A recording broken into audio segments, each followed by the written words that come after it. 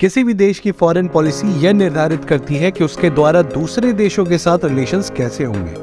जब British empire ने 1947 में भारत को छोड़ा था, तब भारत बहुत ही ज्यादा गरीब और अंडर डेवलप्ड नेशन था। इसलिए इंडिया को अपना डेवलपमेंट करने के लिए एक ऐसे पीसफुल वर्ल्ड की जरूरत थी जो टेंशन और वार से दूर हो। सिक्योरिटी की नजर से यह इंपॉर्टेंट भी था कि हम सभी कंट्रीज से, स्पेशली अपने नेबरिंग कंट्रीज से फ्रेंडली रिलेशंस रखें। सेकेंड वर्ल्ड वॉर के बाद इंटरनेशनल लेवल पर यूएसएसआर और यूएसए की लीडरशिप में पूरा वर्ल्ड दो गुटों में बंट गया था। तब भारत ने किसी भी गुट में शामिल न होने का फैसला किया था। भारत ने वर्ल्ड पीस और कोऑपरेशन के लिए एनवायरनमेंट बनाने में अहम भूमिका निभाई थी। भारत द्वारा अपनाई गई पीस और इंडिपेंडेंट पॉलिसी गुट निरपेक्षता की नीति कहलाई। भारत की गुट निरपेक्षता की नीति का सीधा मतलब यह था कि भारत इंटरनेशनल मामलों पर स्वतंत्र और निष्पक्ष रूप से विचार और काम करेगा। भारत के लिए न्यूट्रलिटी ऑफ आर्मीज ही पर्याप्त नहीं थी। इन गुटों के लिए एक अलग ऑप्शन खोजना भी बहुत इंपॉर्टेंट था। इंडो चाइना एग्रीमेंट के अंतर्गत 5 सिद्धांत बनाए गए थे जिन्हें पंचशील के नाम से जाना जाता है। हमारी फॉरेन पॉलिसी इन्हीं प्रिंसिपल्स पर बेस्ड है। भारत दूसरे देशों की यूनिटी, इंटीग्रिटी और यूनिवर्सैलिटी का सम्मान करता है। वही अपने देश की सिक्योरिटी और यूनिटी को भी अटमोस्ट इंपॉर्टेंस देता है और ये हमेशा से उसकी कोशिश रही है कि वो पहला आक्रमण कहीं न करे। भारत की फॉरेन पॉलिसी को और ऊंचाइयों पर ले जाने वाले एक ऐसी पर्सनैलिटी है जिनकी नीतियों की चर्चा पूरे वर्ल्ड में होती रहती है। पूरा वर्ल्ड आज भारत की फॉरेन पॉलिसी का लोहा मानने पर मजबूर है और भारत की फॉरेन पॉलिसी को इन ऊंचाइयों पर ले जाने का श्रेय जिस शख्स को है, उनका नाम है एस जयशंकर, जो करेंटली हमारे external affairs minister. S Jaishankar ji के लाइफ के बारे में जानने से पहले आप सभी से रिक्वेस्ट है कि अगर आप इस चैनल पर नए हैं और ऐसे कंटेंट देखने में इंटरेस्ट रखते हैं तो प्लीज सब्सक्राइब करें और बेल आइकन भी दबाएं, बिकॉज इस छोटे से एफर्ट से हमें बहुत मोटिवेशन मिलती है। जयशंकर जी का पूरा नाम सुब्रमण्यम जयशंकर है और इनका जन्म 9 जनवरी 1955 को नई दिल्ली में हुआ था। यह बेसिकली तमिल परिवार से बिलोंग करते हैं, जहां इनके फादर स्वर्गीय के सुब्रमण्यम खुद एक आईएएस ऑफिसर और सिविल सर्वेंट थे और उनको father of Indian strategic thoughts भी माना जाता है।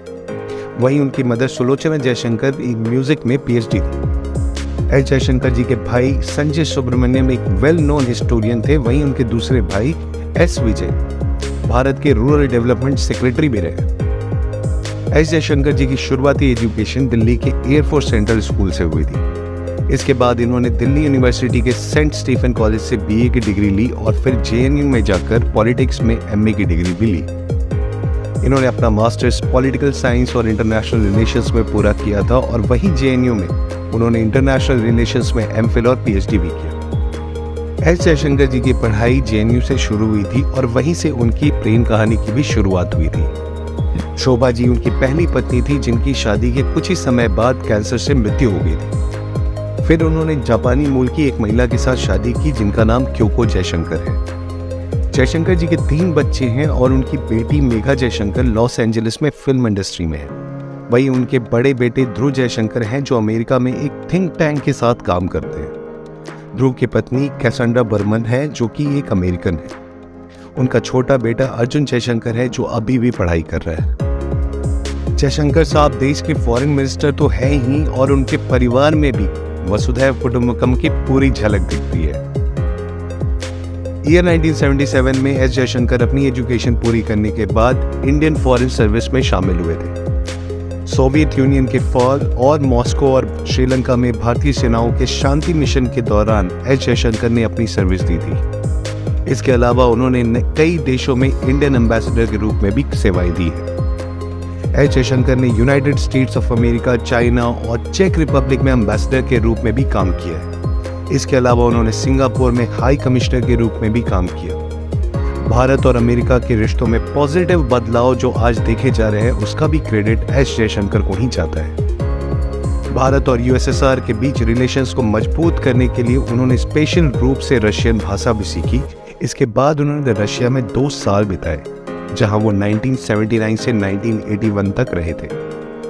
इसके बाद उनकी पोस्टिंग वॉशिंगटन डीसी यूएसए में हुई, जहां उन्होंने इंडियन एम्बेसी में फर्स्ट सेक्रेटरी के रूप में काम किया था। यूएसए में उनकी पोस्टिंग 3 साल तक रही थी, जो कि 1985 से 1988 तक थी। इसी पोस्टिंग के दौरान एस जयशंकर लाइमलाइट में आए। इसके बाद उनकी पोस्टिंग एक हाई कमिश्नर के रूप में सिंगापुर में हुई, लेकिन उनके करियर चेंजिंग का टेन्योर एम्बेसडर टू चाइना का था। चाइना में एस जयशंकर 4.5 साल तक रहे, जो कि खुद में एक रिकॉर्ड है। उन्हें चीन और अमेरिका के मामलों का एक्सपर्ट भी माना जाता है। चीन और अमेरिका से बातचीत में वह भारत के रिप्रेजेंटेटिव कई बार रह चुके हैं। उनकी डिप्लोमेसी का अंदाजा इससे भी लगाया जा सकता है कि उनको 7 भाषाएं आती हैं, जिनमें Hindi, English, Tamil, Russian, Japanese, Chinese और हंगेरियन है। ये सारी लैंग्वेजेस उन्होंने उस देश में एम्बेसडर रहते हुए सीखी थी। ईयर 2007 में India America civil nuclear deal में एस जयशंकर का लीड रोल था। साथ ही भारत और अमेरिका के बीच देवयानी खोबरागड़े विवाद को सुलझाने में भी एस जयशंकर ने बड़ा योगदान दिया था। उन्होंने अमेरिका के साथ चाहे न्यूक्लियर सेटलमेंट हो या फिर चीन के साथ डोकलाम कंट्रोवर्सी हो, इन दोनों ही बड़े मामलों में उन्होंने बहुत ही समझदारी और बेहतर तरीके से सुलझाया था। अमेरिका और चीन के बीच जारी ट्रेड वॉर के बीच दोनों देशों में भारत के राजदूत रहे थे। उन्होंने दोनों के बीच में भारत के स्टैंड को बड़े ही रणनीतिक तरीके से हमेशा रखा। जयशंकर जी और प्राइम मिनिस्टर मोदी जी की पुरानी जान पहचान बताई जाती है। तब नरेंद्र मोदी जी प्रधानमंत्री नहीं बल्कि भारत के मुख्यमंत्री थे जब 2012 में वो चीन गए थे। चाइना में ही जयशंकर जी ने मोदी जी का ध्यान अपनी ओर खींच लिया था, क्योंकि जब नरेंद्र मोदी जी चाइना के दौरे पर थे तब जयशंकर साहब ने नरेंद्र मोदी की चाइना के बड़े बड़े फिलैंथ्रोपिस्ट और पॉलिटिशियन से उनकी मीटिंग फिक्स कराई थी। इसकी वजह से वो उनके काफी मुरीद हो गए थे। 2013 में सेंटर में यूपीए 2 की सरकार थी। तब नई फॉरेन सेक्रेटरी को चुना जाना था। तब के प्रधानमंत्री डॉक्टर मनमोहन सिंह ने आईएफएस अधिकारी एस जयशंकर को फॉरेन सेक्रेटरी बनाना चाहते थे, लेकिन हायरार्की में सुजाता सिंह का नाम ऊपर था, जिसकी वजह से उनकी मंशा अधूरी रह गई। हालांकि उस समय ऐसी खबरें भी आई थी कि तब के यूपीए अध्यक्ष के दखल की वजह से भी जयशंकर को नजरअंदाज किया गया था। तब मनमोहन सिंह जी ने जयशंकर को अमेरिका का एम्बेसडर बना के भेजा था। यह रिस्पॉन्सिबिलिटी संभालने के बाद एस जयशंकर वापस देश लौटे थे। फिर नरेंद्र मोदी की गवर्नमेंट आने के बाद साल 2015 में सेंट्रल कैबिनेट ने 29 जनवरी 2015 को एस जयशंकर को फॉरेन सेक्रेटरी बनाया। खास बात यह रही कि यह फैसला एस जयशंकर के रिटायरमेंट के सिर्फ 72 घंटे पहले किया गया था। इन्होंने करीब 4 साल तक फॉरेन सेक्रेटरी के रूप में काम किया था। 2019 में जब नरेंद्र मोदी दोबारा प्रधानमंत्री पद के लिए चुने गए, तब मोदी जी ने अपने स्ट्रेटेजिक एडवाइजर अमित शाह के साथ मिलकर कई दिनों तक चर्चा की। फिर काफी उठापटक के बाद अपनी कैबिनेट का विस्तार किया, जिसमें कई नाम ऐसे थे जो चौंकाने वाले थे, और उन्हीं नामों में से एक नाम था एस जयशंकर। इस बार सुषमा स्वराज जी सरकार में शामिल नहीं हुई। एस जयशंकर को देश का नया विदेश मंत्री बनाया गया था और 3 मई 2019 को एस जयशंकर कैबिनेट मंत्री के तौर पर जब शपथ ले रहे थे, तब मंच के सामने पूर्व प्रधानमंत्री मनमोहन सिंह बैठे हुए। आज वही एस जयशंकर मोदी सरकार में विदेश मंत्री हैं। एस जयशंकर एक पॉलिटिशियन न होने के बावजूद 2019 में भारत के 30वें फॉरेन मिनिस्टर बने। यह उन पर प्रधानमंत्री के भरोसे को भी जाहिर करता है। ये भारत के इतिहास में अब तक के सबसे एजुकेटेड फॉरेन मिनिस्टर है। इतने एजुकेटेड फॉरेन मिनिस्टर होने का फायदा यह है कि इतने क्राइसिस के टाइम पर भी इंडिया की फॉरेन पॉलिसी अपने गोल्डन पीरियड से गुजर रही। एस जयशंकर अपने रिस्पॉन्सेस के कारण छाए हुए हैं। उनके रिस्पॉन्सेस से जाहिर होता है कि सीधी बात, नो बकवास। चारों तरफ अमेरिका में दिए गए बयानों की चर्चा हो रही है, चाहे वह मानवाधिकार हनन के आरोप हो या फिर रूस से तेल और गैस की खरीद।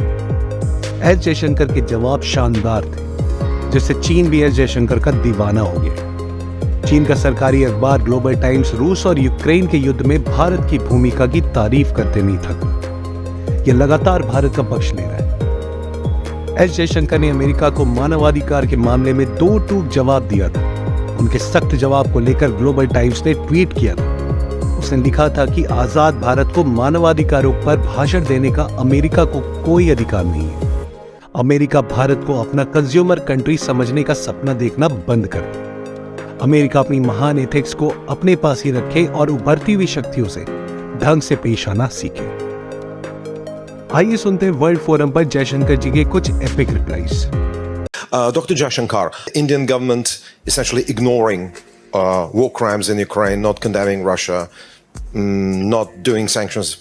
India counting global support for in its struggle with China. It's how do you think you'll be trusted by others after that? First of all, if I were to take Europe collectively, which has been singularly silent on many things which were happening, for example, in Asia, you could ask why would anybody in Asia trust Europe on anything at all? Secondly, we have a difficult relationship with China. We're perfectly capable of managing it. That I come in one conflict because it will help me in conflict too. That's not how the world works. A lot of our problems in China have nothing to do with Ukraine, have nothing to do with Russia. They predate it. And there are, if we are getting into who is silent on what issue at what point of time, I could point to a whole lot of issues. Europe has to grow out of the mindset that Europe's problems are the world's problems. But the world's problems are not Europe's problems.